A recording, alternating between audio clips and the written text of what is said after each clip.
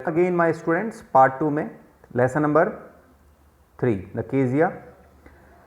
अब देखिए पिटाई हुई उस बच्ची की और छोटे छोटे हाथों पर पिटाई हुई। ग्रैंड मदर जो थी had wrapped her in A shawl. Grand mother ने उससे अपने शॉल में लपेट लिया और रॉकिंग चेयर जो थी उससे अपने साथ चिपका लिया। वो बच्ची जो थी वो दादी माँ के शरीर से चिपक गई। दादी माँ को बोलती है, सुबकते हुए बोलती है कि दादी माँ ये जो पापा हैं भगवान इन्हें किसके लिए बनाता है। Here is the clean hanky, clean hanky darling. बच्चे, दादी माँ बोलती है ये लो आपका रुमाल और इसे क्या करो अपनी नाक साफ कर लो और सोने चले जाओ। तुम सुबह तक सब कुछ भूल जाओगी और तुमने जो भी अभी तक देखा है वो सब तुम्हें सुबह कंप्लीट दिमाग से तुम्हारे वॉश आउट हो जाएगा। उसकी दादी माँ ऐसा बोलती है। बट दादी माँ आई ट्राई टू एक्सप्लेन, मैंने पापा को सब कुछ बताने की कोशिश की लेकिन वो सुनने को तैयार ही नहीं थे आज की रात, क्योंकि बहुत गुस्सा आ रहा था उन्हें। But the child never forget, लेकिन बच्ची उस चीज़ को कभी नहीं भूल पाती है। नेक्स्ट चीज, जब भी वो अपने पापा को देखती है तो अपने दोनों हाथों को पीछे कर लेती है, क्योंकि उसके जो गाल हैं वो देखती है तो उसके एक चेंज हो रहा है कि वो अपने गालों में, यानी उसके ब्लड तेजी से उसके गाल जो हैं वो लाल हो जाते हैं। क्यों? क्योंकि वो अपने पापा के उस अपीयरेंस से बहुत ज़्यादा डर जाती है। The McDonald live next door. McDonald जो है वो उनके फैमिली जो नेबर हैं वो अगले ही डोर यानी अगले ही उस पड़ोसी हैं कहने का मतलब। और उनके 5 बच्चे हैं और वो सभी, एक सीन है जो केजिया जो है वो दीवार के पास एक छोटी सी जगह है जहाँ से वो देखती है। वो देखती है कि सभी बच्चे जो हैं वो खेलते हैं शाम को अपने पापा के साथ।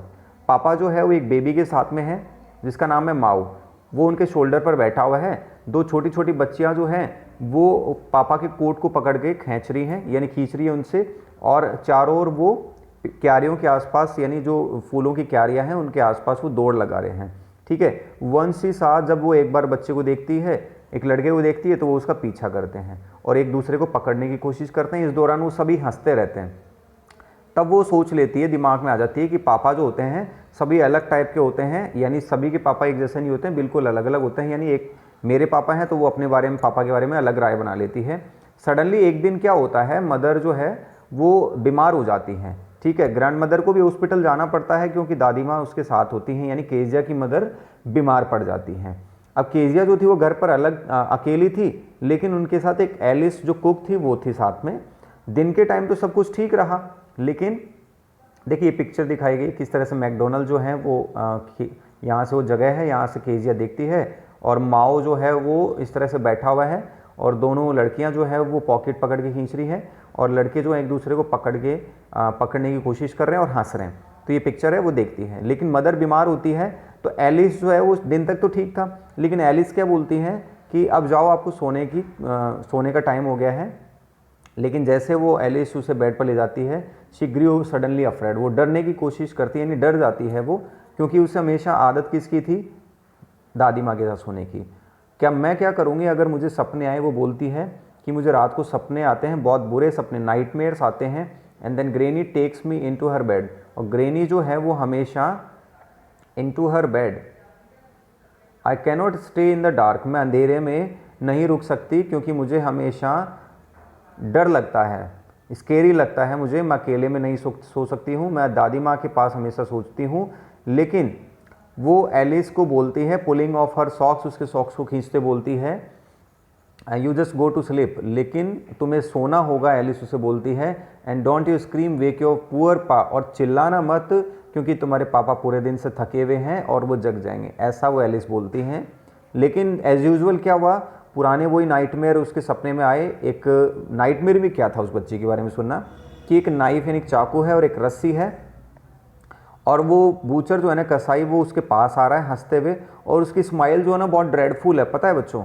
और वो केजिया जो है मूव नहीं कर पा रही, वहाँ पर खड़ी है, बस रोए जा रही है। और ग्रैंड माँ जैसे वो जगती है कांपते हुए, तो देखती है कि उसके पास में उसके पापा जो हैं बगल में खड़े हुए हैं और पापा के हाथ में क्या है, कैंडल है।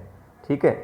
एंड व्हाट्स द मैटर, क्या मैटर है, पापा बोलते हैं क्या बात है, ओ बूचर है नाइफ एंड दी समथिंग। पापा को पूरी बात नहीं बताती, बोलती है मैं दादी माँ के पास जाना चाहती हूँ। पापा क्या करते हैं, कैंडल बुझाते हैं और उसे पकड़ते हैं अपने हाथों में और अपने साथ अपने बेडरूम में ले आते हैं। न्यूज़पेपर बेडरूम पर था तो उन्होंने न्यूज़पेपर को हटाया, केयरफुली उस बच्ची को बेड पर लेटा दिया और उसे अपने बगल में सुला लिया। अभी तक लगभग वो सोई थी हाफ स्लीप, तभी उसके दिमाग में वापस वो बूचर की स्माइल और वो सब उसके दिमाग में आ रही थी, यानी बच्ची वापस डर रही है। अब वो खिसक कर पापा के नज़दीक आ जाती है और पापा के उस पास में स्नगल यानी कंफर्टेबल पोजीशन में आ जाती है और पापा के हाथ को और शर्ट को कस के पकड़ लेती है। तभी शिले स्टिल वो लेटी रहती है। पापा बोलते हैं कि आप क्या करो बच्चे, कीजिए अपने पैरों को मेरे पैरों से रब करो और थोड़ा सा आपको वार्म फील होगा और आपको बहुत अच्छा लगेगा, ठीक है। Tired out he slept before, और टायर्ड आउट थके हुए थे पापा जो थे वो कीजिया से पहले सो गए। एक फ़नी फीलिंग अब बच्ची को याद आती है, उसके दिमाग में आती है कि पापा जो हैं वो इतने नॉट सो बिग, इतने बड़े नहीं है आफ्टर ऑल, कि पापा की देखभाल करने वाला तो कोई है नहीं। मेरी देखभाल तो करने वाले सब हैं, लेकिन पापा की देखभाल कौन करेगा। वो बहुत हार्डर हैं और दादी माँ से बहुत हार्ड हैं। वो बहुत हार्डनेस मुझे बहुत अच्छी लगती है, लेकिन उनको डेली काम करना पड़ता है, बहुत थके हुए हैं वो। और मिस्टर मैकडोनल्ड जो हैं उन्हें उनके कंपेरेटिवली उन्हें बहुत ज़्यादा वर्क करना पड़ता है, बहुत थके हुए रहते हैं। और शी हैड टर्न अप, अब उस बच्ची को गिल्टी यानी केजिया को फील होता है कि मैंने पापा के वो जो स्पीच थी ना उसको फाड़ दिया था, और ब्यूटीफुल राइटिंग थी यानी वो स्पीच मैंने पापा की फाड़ दी थी।